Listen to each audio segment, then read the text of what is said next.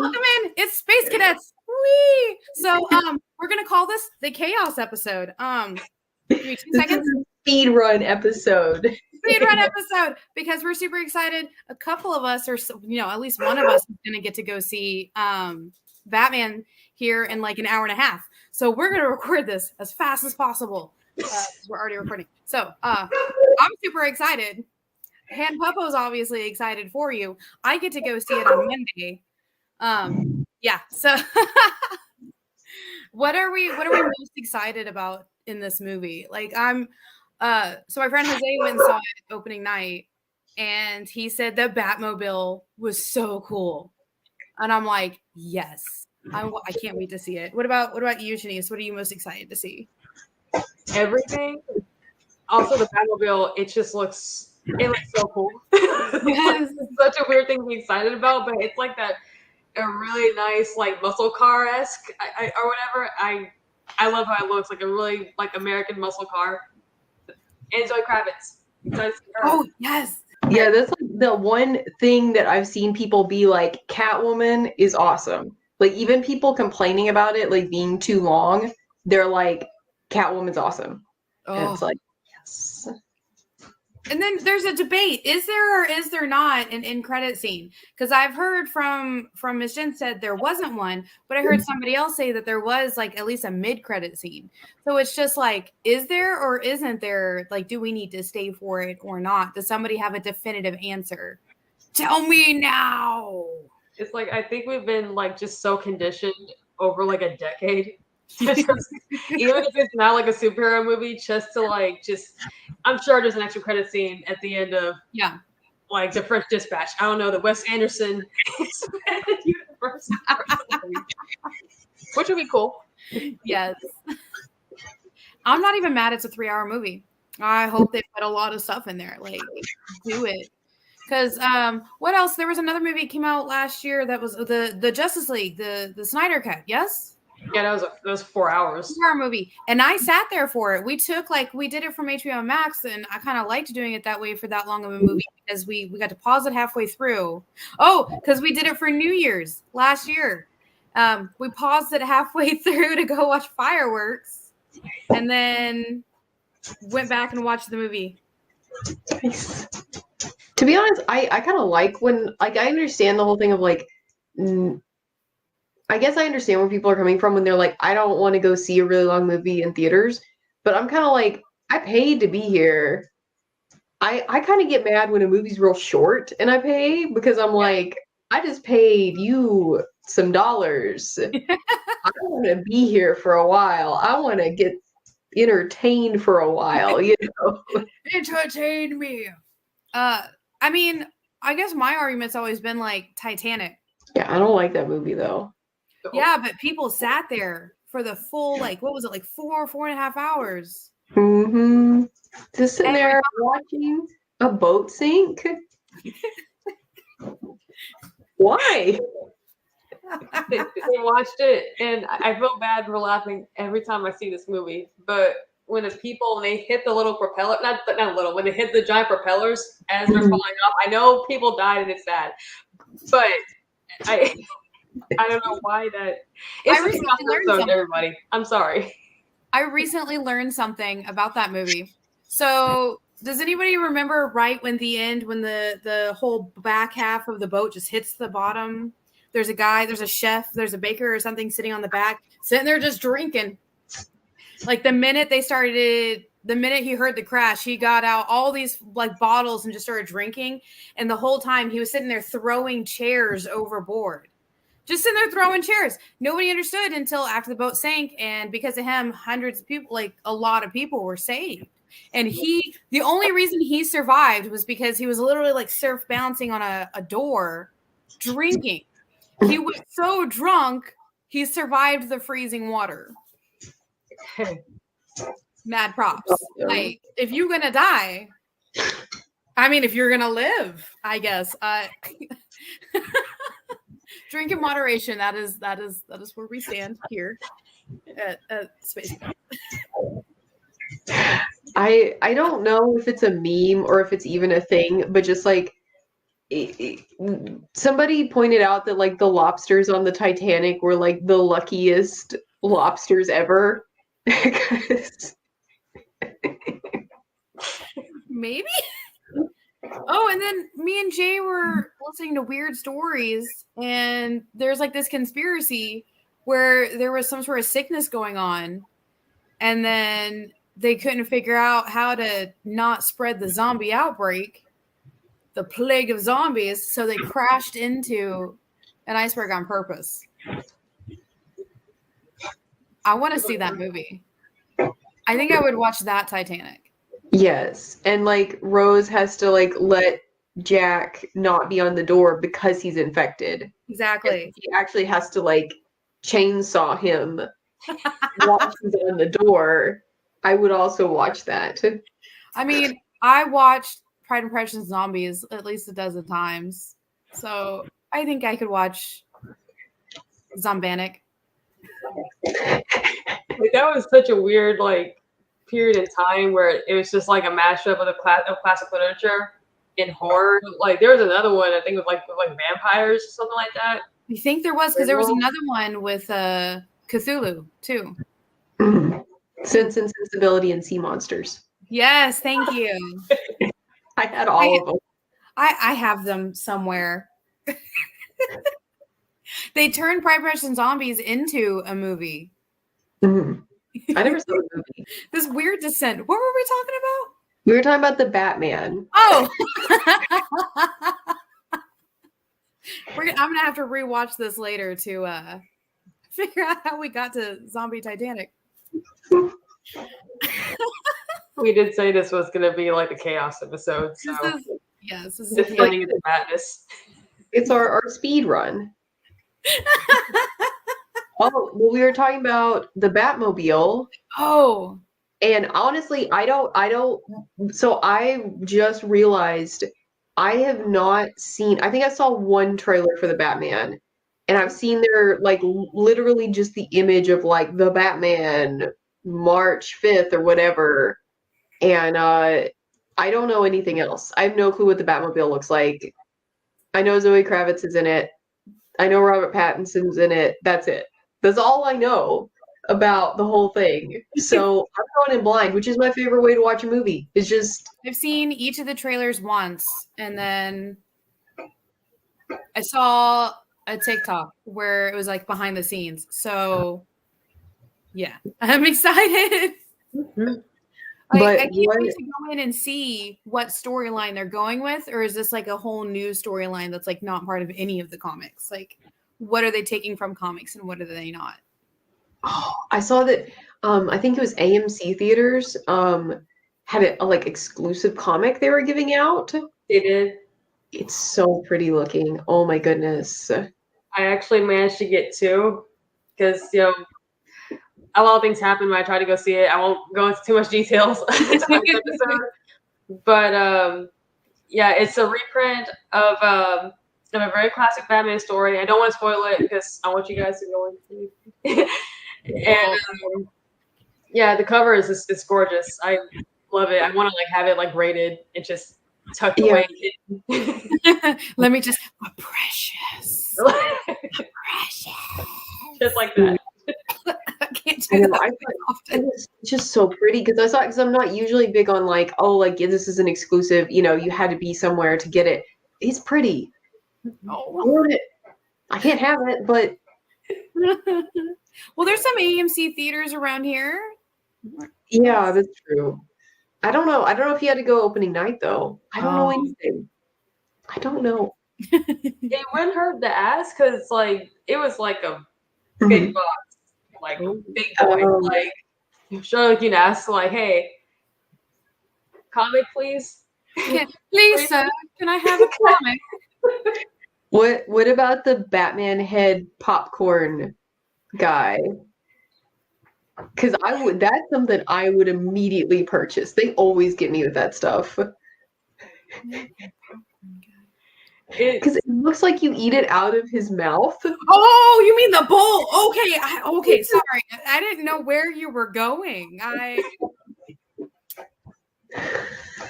We just talked about zombie Titanic, so I didn't know where this was going. It all comes back to eating brains in this conversation. It all comes back to zombies. Yeah. Oh yeah. Sorry. All right. I was trying to introduce an actual topic earlier before we got derailed again, which is perfect and fine. But I was gonna say Batmobile cool. What is another cool car from comics or comic related media? We can still talk about different Batmobiles because that's fun. They're cool. So I think the craziest one I remember is probably the Spider-Man buggy. Does anybody else remember that? Where it's like it's a weird like dune buggy that you would go to the beach on, but it's all like red and blue and it's the Spider-Mobile. Spider buggy. There it is. Thank you, Mr. Producer. Spider buggy. Oh. Yep. Like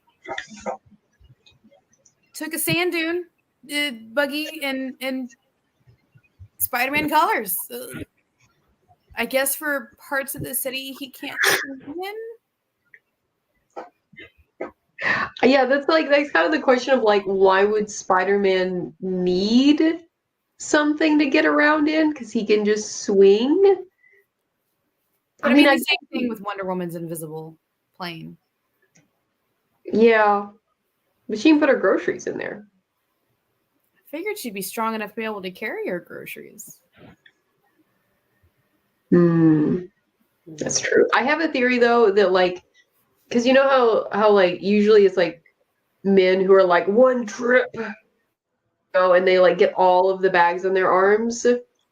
I'm out there. I'm doing multiple trips because I don't want to break my eggs. I don't want to break my stuff. I don't want my stuff all squished. Wonder Woman probably doesn't want her bread squished. If she's in the air and a bird hits her, her bread's gonna get squished. Okay. Yeah. Okay, I get it. I get it now. Like, I get it. How far away does she live that she needs to take a plane to go get groceries, though? I don't know. Is she getting groceries for all of Themyscira? Because then she would need a whole plane for that. That's a whole lot of groceries. Yeah. All right. What about you, Shanice? What's the craziest vehicle? The Wonder Woman's invisible jet, invisible plane. Because it's just like it's like, why does she need it? I feel like after a while it's just like we figured it out. It's not irresponsible. Yeah. I mean, like just for like the environment, it's like, you know, like I guess like the spider buggy. I feel like they're doing more damage to the earth when they could just swing and fly or just jump. Call a friend. Exactly, phone a friend. Well, and I have a legitimate like question because I know Shanice, you've read like a lot more Wonder Woman and seen a lot more than that, like than I have. I don't know that much about Wonder Woman. Can you explain, like, is the jet always invisible? Like, where did she get it? How did she find it again? Like, just give me the rundown. Oh gosh, I don't know like that much. Like I know like in the film, like in 1984, it was in the what was it? Smithsonian, I think, and she just like stole it. It just went flying up, and no one's like, okay, I guess one took our jet. But no, somebody came in. That's why she had to turn it invisible.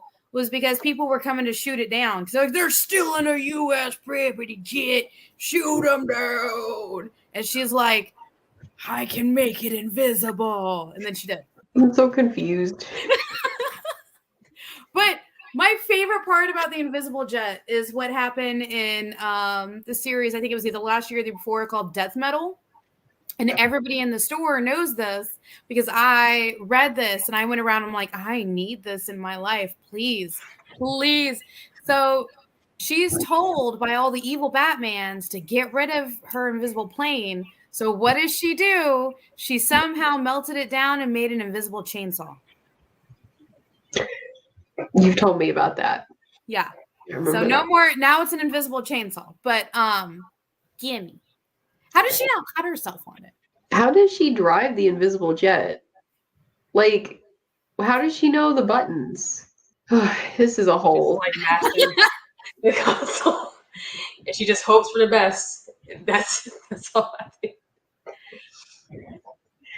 Oh man. I hope this is a button because I'm gonna push it. Oh, I feel a thing here. Let's go. Like it's kind of starts like launching missiles, invisible missiles. It's terrible. Are the missiles invisible? Are the seats invisible? Like it's so weird because you can see her flying it, and then you can see whenever she has guests in it. I know they're just what? Like I've got one. I've actually got one right here. It really doesn't come up that because I've read quite a bit of stuff with Wonder Woman in it, like recently, and it never comes up. I feel like it's something they don't bring up a lot. Like why doesn't she get invisible? I don't understand.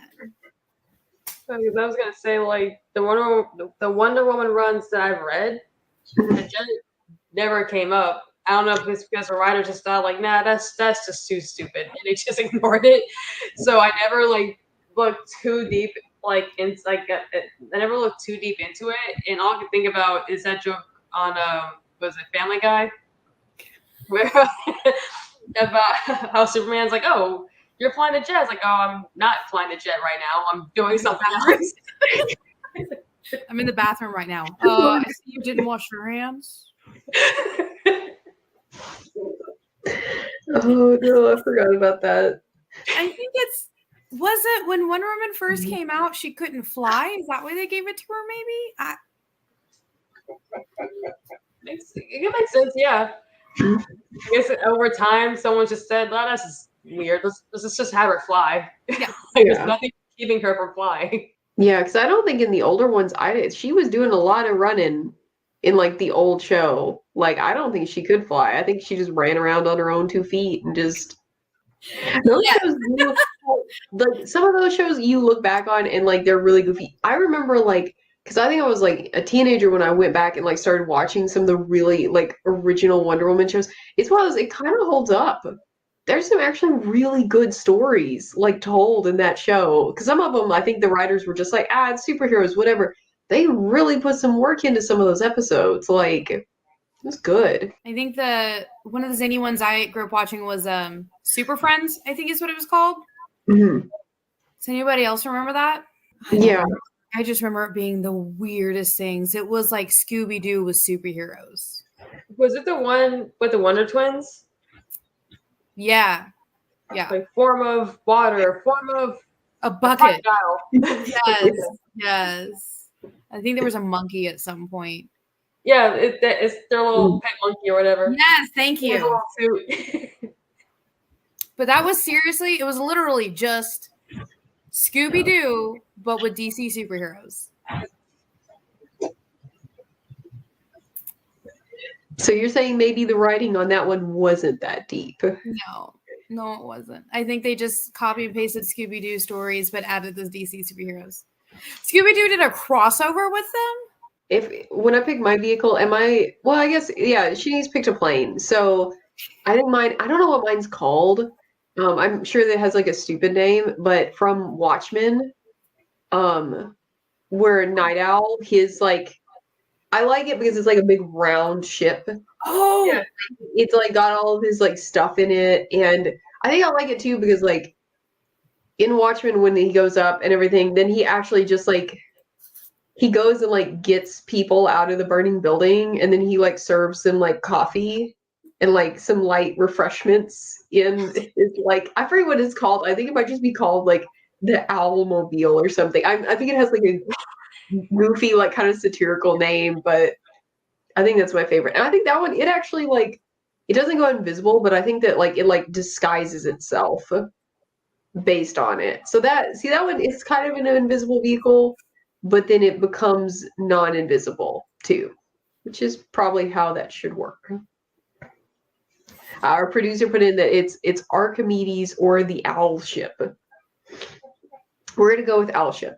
I like owl ship, yeah. Yeah. Make it canon. I need to look this up. As soon as we hit commercial, I'm gonna go look this up now. Like a giant dome. Like it's a cute little ship. It's like a Yeah.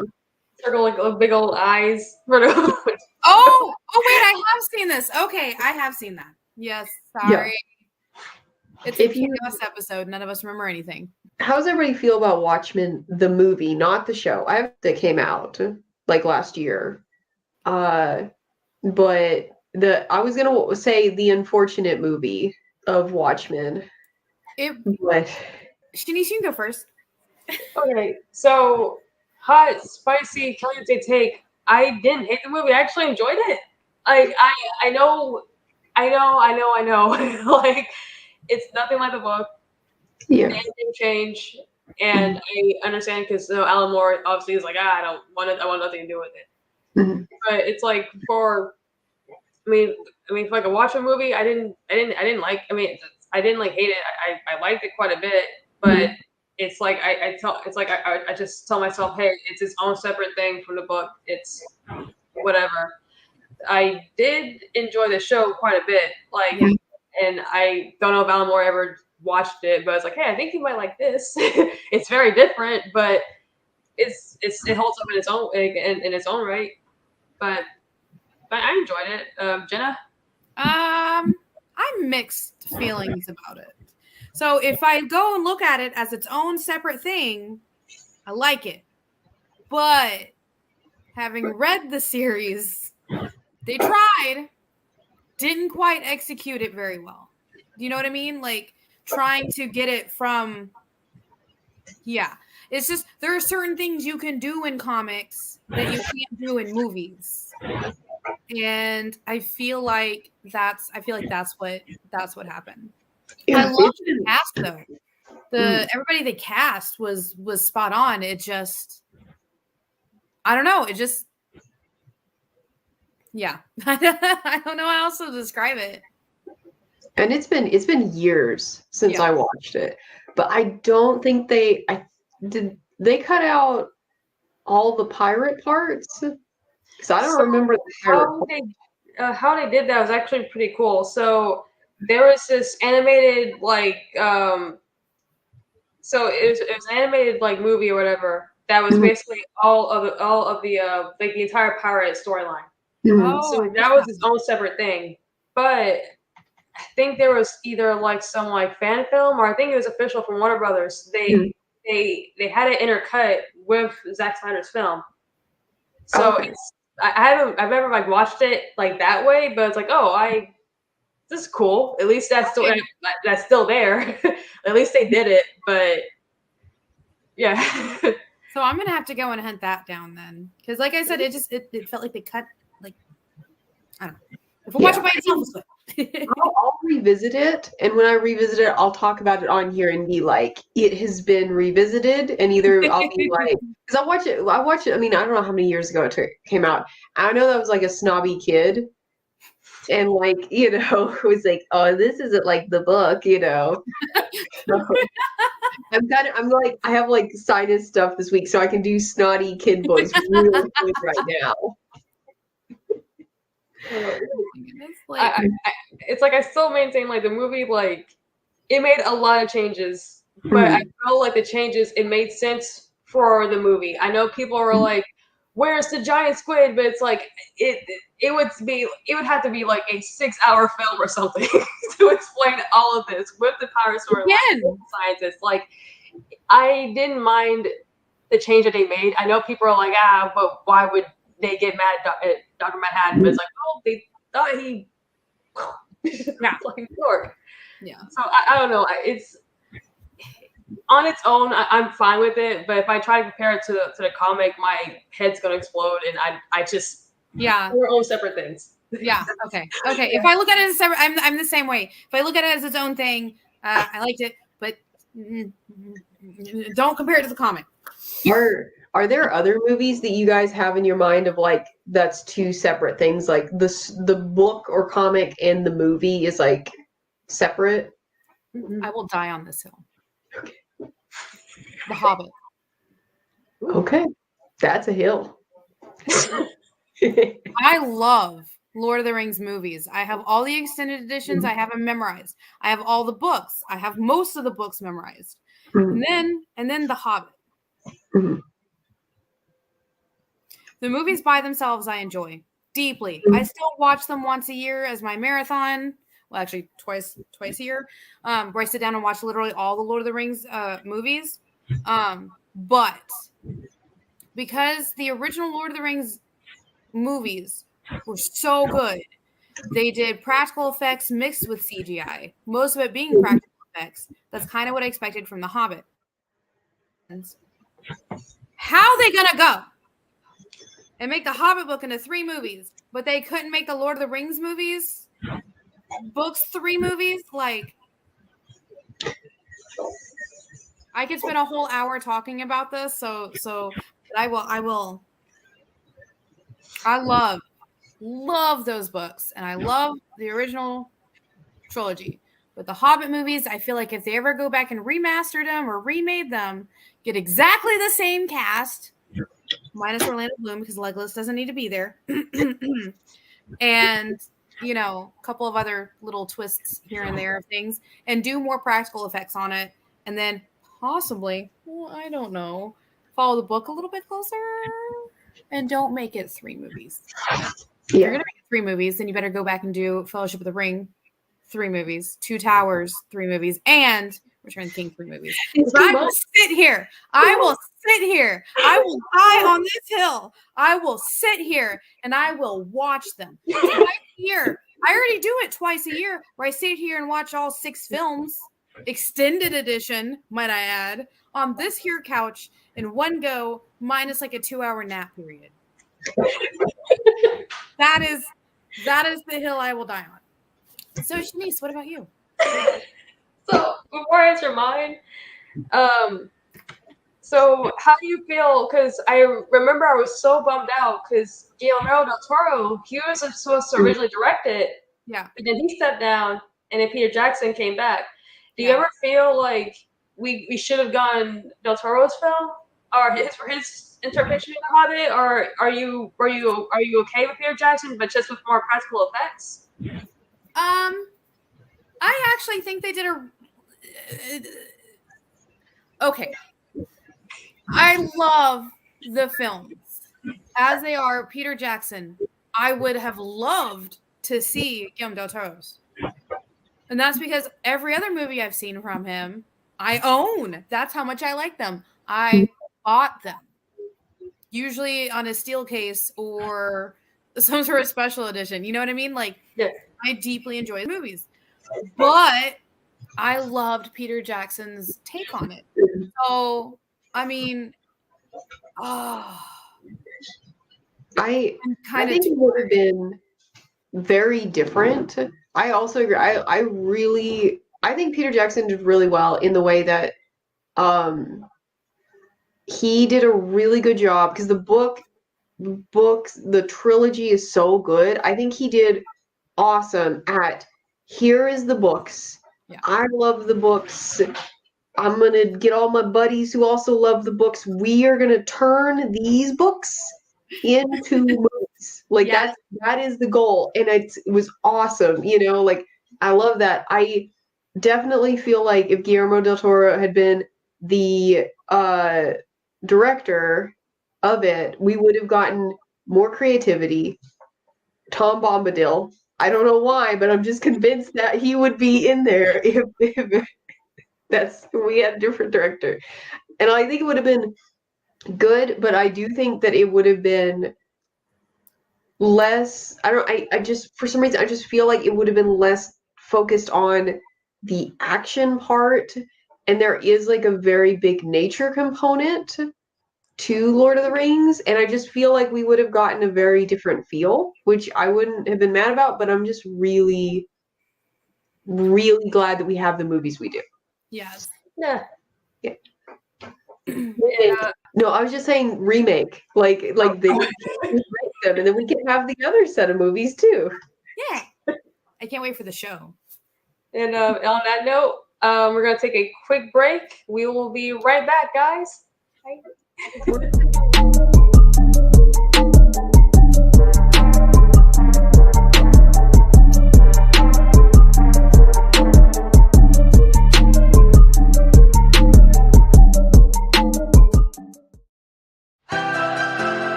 This is The Experience.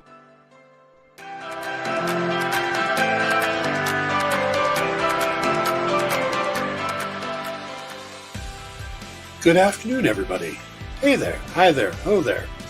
You're as welcome as can be. Hi, I'm Nancy McCann. Welcome to Friday Night Live on The Experience. Welcome, everybody. It's Fat Jack's Comic Crypt. Brendan, Al, Jason, hanging out. There I am. Welcome back to Kicking It with Henry, folks. I am your host, Henry Kumpa. It's great to be here with you guys. So we are going to talk about books that are in stores this week. Hi, everybody, and welcome to Mishmash. Hello, and welcome to the Black Comics Universe, presented by Peep Game Comics. And you gotta love it that the first people in the minute to skim it are creators. Up, everybody! Welcome to another Wednesday Warriors. My name is Joey Galvez, and this is my pal Ambrosia. Hey, everybody. Welcome to Space Cadettes. Hey. What's up? Welcome, everyone, for another episode of I Must Ask You a Question. Hi, everybody. Welcome to Nerd News Now. Hey, this is Rex. Welcome to Comic Collectibles. Hey, hello, all you happy people. Welcome to the Dan Wickline Show. Hi, everybody, and welcome. This is the crazy show that we do on Thursdays called What's in the Box? What's in the Box? Comic culture and sales.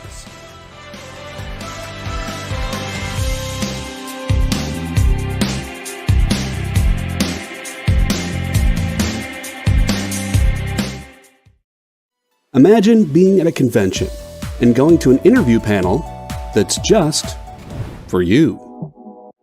No bustling crowds, no hours-long lines, just you, the moderator, and your favorite comic book creators. Well, this is pretty much that. Miss Jen sits down every week with 2 comic book creators for a live stream interview about their latest work, and you can ask them whatever you want. It's Talking Shop, Mondays at 5 Eastern on The Experience, Comic Culture and Sales.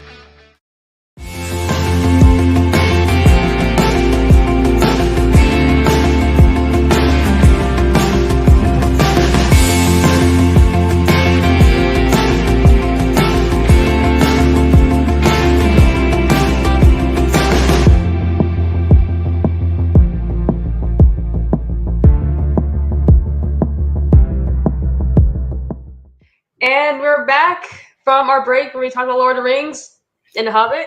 Very fun and quick break. No, yeah, we just watched the whole thing just now. Yeah, like I know it doesn't look like it, but we haven't slept in the last like 24 hours because we were watching 6 movies at my house on the projector. Popcorn. Yeah, let's go popcorn. All right, so my pick for book, film, yada yada. It's got to be The Shining. Because I love the movie, I love the book. I can understand why Stephen King was not happy with Kubrick's, take on the book. Yeah. But it's such a iconic horror film. It's just like the imagery has been referenced and homage just so many times. And I love the movie so much, but it's one of the few times where I'm like, I don't care. It's not like the book. It's so good. I watch it every Christmas. It's one of my Christmas movies. That is the best. Yeah. Yeah, that's like the perfect example of the movie is its own thing. Yeah. And I love Stephen King. His books are crowded. They got so many in it. They got so many storylines. And Kubrick was like, We got these people. We got what's going on with them. We got some spooky children's in the hallways. Whatever. Like, that's it. There was one where they tried to follow the book closer, and it was a book that Stephen King hated because he wrote it while he was on a lot of drugs because after his car accident. What was it called? Dreamcatcher? I think that's what it was called, where there's aliens, they take over, and there was a kid who died when he was a kid, but he came back, but these friends are in the woods, and yeah. You said that so casually. Like, there was a kid, there's aliens, something went up the bomb. It's like, what? Oh, if you guys ever get a chance, just skim it. Because even Stephen King was like, I don't know what I was doing in this. I don't know. Why did this get published? Something. Yeah. Because they're just really saying something. Because what was it? He wrote that book, Cujo, when he was just completely bliss, like on crack or cocaine or something. Yeah. He doesn't remember like writing books in the book. Oh no! It was the same with Dreamcatcher. He said the same thing. He was like, I was on a lot of pills. I was in a cast. I had just had a car accident. And then I wrote a book this thick from a fever dreams I was having. And that's how it reads. Morgan Freeman is even in this movie and couldn't say it. Oh, and then one of the Wahlbergs was in that movie too, but you don't recognize him at all. Is he dressed as an alien? No, but spoiler alert, he was one the whole time. You spoiled Stephen King's Crack movie for everyone. You could kind of tell, though. Just have people asking, wait, which one? There are many Stephen King Crack books, apparently. Apparently. Oh, man. I think my favorite from Stephen King is It. Yes. I love It so much. I love both of the movies. Like both like the miniseries. I love the book. Okay. At all. So as long as we ignore that little few 10 pages, we'll be fine. Just skip it because I actually read it again last year. Oh. I was like, man, I love this book. And I got to that part. I was like, oh, skip. I'm pretty sure I did the apparently same it's thing. really important. Oh, that's why I always forget about it because I don't think I actually read it. I think I was like, ooh. It's like, ooh. All right, moving on. Monsters. Yeah. Oh, yeah. Oh, so now we've got the confidence. Cool. Good pep talk, guys. Let's go. Yeah. Bev, amazing pep talk. They're all good now. They're going to go defeat Pennywise. That's literally what it was like the first time I read that book. I was in high school. And I got to that, and I'm like, no. Why is this so many pages? Why is this still happening? And then it ends, and I'm just like, I'm going to have to put this book down for a little bit. Yeah. And I came back to it a week later. And I was like, oh, I don't remember what happened. They must have done pep talks. Let's go. Yeah. Oh, man. Unfortunately, that kind of brings me to the show and book that don't line up for me, that are two separate things. Although I like one of the things a lot better than the other thing, which is actually Altered Carbon. Ooh. I don't know if you guys have read the books. I think they did comics, right? I didn't know. I knew it was a book. I don't know if it's comics. I think they did comics. I don't know if the comics it seemed like the comics were their own story though. But they originally were from an author, I think his last name's Matheson. And the books are very, very, very different. Oh. It's the same idea, different execution. Also, just like I think the show I watched the show first and then went and found the books, and those shows are so good. I love them so much. The actors they get for Takeshi Kovacs is like so spot on, especially like the very first one. What is that guy's name? Joel Kinnaman? Yeah. He's so perfect. Like he just like made that character, and it's awesome. But yeah, the book was a little. I actually didn't finish it. I started reading it and I hit a scene that made me really uncomfortable, and I am very rarely like, I need to stop reading this, but like basically Kovac goes into a woman's body, like a woman like sleeve, and like I think that he WebMD'd what a woman feels like when she's on her period, because that's how it read. And like that whole part is just like he just keeps bringing it up. He just keeps bringing it up. No. And, we don't think about that stuff. Like, so yeah. Oh, no. Yeah. I've always meant to maybe try to go back and like finish it, but that just made me so like. I just need a minute. It was great though. You guys seen the show? Yeah, the show. I love the first season. I've never watched the second season, but oh man. Oh, and the book also doesn't have Poe in it. Oh. Oh. So that's way different. Like it's definitely one of those where they took, and the show was its own thing in every way. Because Poe is like one of the best characters. The comics done by Dynamite Comics. I want to check out the comics. That would I think I should do that.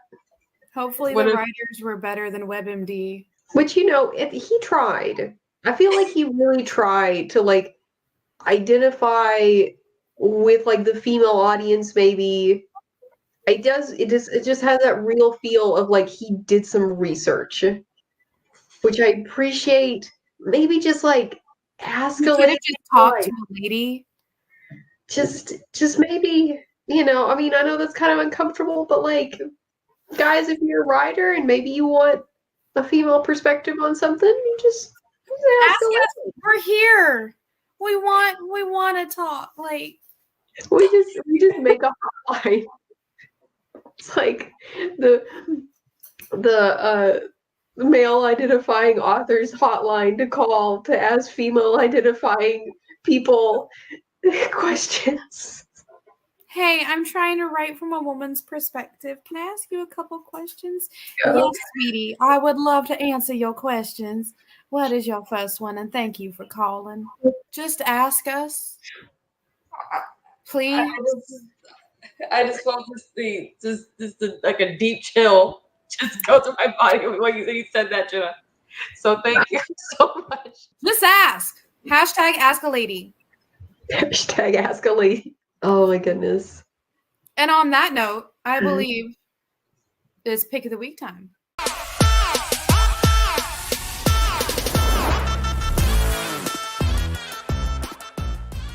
Yes. I thought of a segue earlier that was like really slick, but I've completely forgotten it now. I have them all here.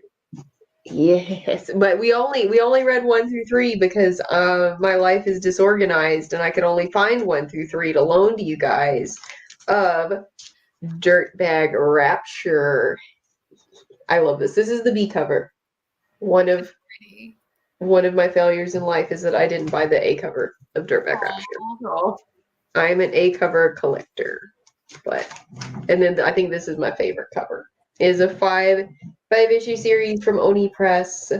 I loved it so much, and I still haven't gotten to finish it. I've read as much as you guys have, so it's a spoiler-free episode because I can't. You don't know. Yeah, but what did you guys think? I really liked it. I actually picked up number 4 today from the store so I could I'm like, you know what? We only have one left number 4 and one left for number 5. I'm going to pick up number 4 today. I'm going to pick up number 5 tomorrow and just be like, I need to finish it. And then I'll like pass it to the next person. The way it opened up. So there will be spoilers for the first 3 issues because there are things I need to talk about. Okay. The way it opens up on a plane and she's just being like, I'm this dirtbag. I'm being this way, but I'm only this way right here. The rest of the time, I'm this way all the time. Like, don't lie. Like, as we were reading it and getting to know her, she's just that way all the time. Don't lie. But that's okay. We all have our moments, our characteristics. Yes. That's part of why I love this book is because the main character, Kat, is a mess. And a lot of drugs and is not always a good person. But you know what? Like, people aren't always good. You know, and I think that like I've always been like a big fan of like anti-hero stories. And this one is so fun. Like it's one of my favorites that I read from last year, you know. It's just because she's just out there and like she kind of starts going more and more towards like doing the right thing, but it's definitely one of those that makes you think of like what is the right thing, because even the dichotomy of good and evil is kind of a gray area. I liked the way they did that because it's like, so it's a bunch of ghosts can get together. And because the bunch of ghosts believe this thing, they're angels, but a bunch of ghosts believe this thing, they're devils. So like, oh yeah, there's not really heaven or hell. We're just a bunch of ghosts deciding on a side we want to be on. Pick our side. And then the angels are like, don't do that. Angels, don't do that. Pick our side because things. I enjoyed it. And then I would be that way too if I had a bunch of ghosts living in a hotel I had to build in my head. Which I guess we should say that the premise of it is that she dies of a cocaine overdose in a bathroom and comes back to life with the ability to see ghosts. And in this world, the ghosts, wherever you die, your ghost is stuck there in like a half-mile radius. But she has the ability to take ghosts from one location to another because she has this brain hotel she can put them up in. So I love how the very first ghost she saw was just a nude dude running around. Yeah. Then he just latched onto her and he's just running around in the woods in the background. I'm like, all right, I mean, okay. But Shanice, what did you think about it? So what I absolutely loved about it, I like when my protagonists aren't perfect, when they're kind of jerks, you know, especially like, and you can understand why they are the way that you can understand why they are the way that they are. And it's especially when it comes to like, you know, female characters. And I'm glad that people are starting to move towards that. It's like, hey, women can be messy. Like, we can be messy. Like, we don't have like all of our stuff together, and we're not going to be like super nice. And even like something that she does in, I think it was issue 3, I was like, you know, I wish she didn't do this, but I can understand because it's, I mean, like how exhausting that has to be.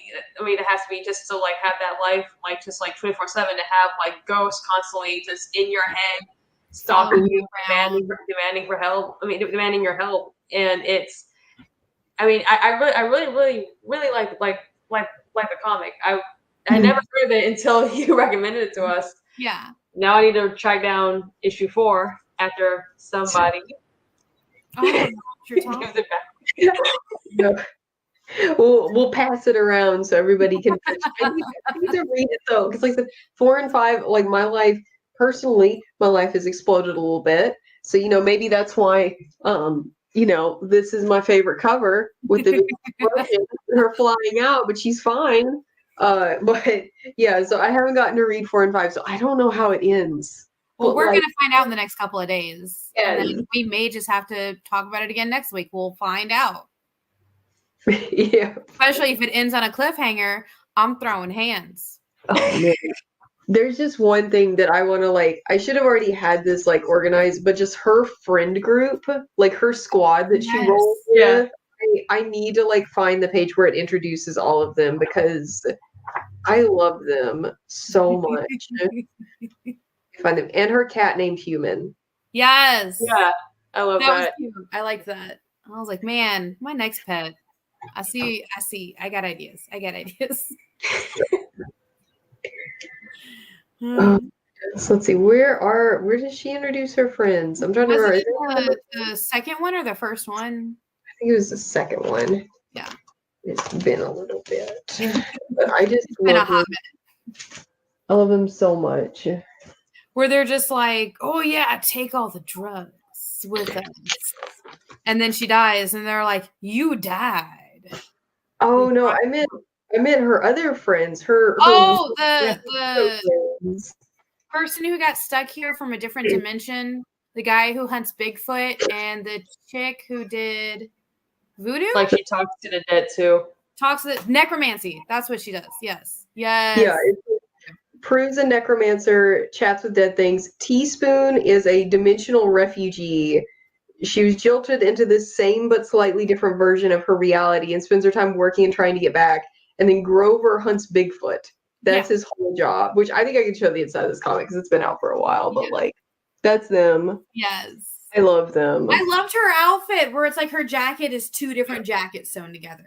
And I was like, oh, I could wear that. Am I in the wrong dimension? That looks fashionable to me. I want to wear that. All right, so we got about 5 minutes left. So you know what that means? I get to tell you what y'all are going to be reading. Oh my God. So this is a little bitty, tiny, itty bitty company called Comics Tribe. And I'm actually going to start by showing you off the back of the book. And this is a book called Oxymoron. What is that?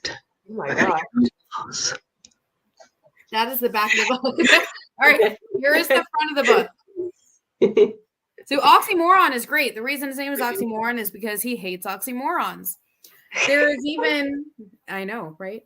There's even a moment where he goes and kills Brian Reynolds. No. For being in DC and Marvel. He's like, you can't do both. It's one or the other. And he doesn't just kill people. He like rips their faces off so they can face their own oxymorons. And it's different for everybody. Like hold on, let me. And there's this detective who's like hunting it down. But like, so this is him talking to one of the characters. And he's just like, oh, I'm just a dude in a costume with a white suit. And I'm like, dude, you're going to get blood all over your suit, you know? Come on. How much does he spend in white suits? I was like, you gotta take all the monies. But yeah, so this is actually really interesting. The one that I have here, it's a couple of different stories by different writers, different authors. They were just pretty much given the premise and what the character looked like and said, go. This one's from, God, I want to say 2012. And what was the publisher? Comics Tribe. So. Tribe. Okay. Oh. Yeah. Yeah. Nice. And they did a lot of their stuff through Kickstarter. But now they're finally getting into stores, finally being able to like get sold in stores. So I'm really excited for you guys to read it because it's just, you're going to see how twisted my little brain works after this. Because what's sad is there's one or two of these I agree with. And I'm like, yeah, well, you know what? You shouldn't be playing both sides. That's an oxymoron. Get out of here. That's what you said about Brian Reynolds, isn't it? A little bit. Pick one. Stop switching sides. You're the perfect Deadpool. You should have said Deadpool. But I do have to go back. I forgot to tell you guys the most important thing about Dirtbag Rapture. Okay. Which is Christopher Cebola, the writer. You guys need to all go follow him on Twitter. Because every day he posts like 3 or 4 pictures of his dog. It is the cutest dog. And it's just like that's his like he calls him, I think he calls the dog his co-writer. and the dog is just always just like laying there and like sleeping, or like he takes him on a walk, and best way to get inspiration. Mm-hmm. And he's actually the only one I've ever given money to, like for Kickstarter. Aww. And he just delivered, I just got the digitals of his new series he's coming out with, which is called Foul Brood, which is about beekeeping and crime. And I started reading them, and they're so good. Such good beekeeping crime happening. I am a little disappointed. I don't know for sure yet if the bees are going to become like a sentient swarm and then like pick up a gun and start shooting it at people. I mean, they did that in Animosity. They picked up flamethrowers.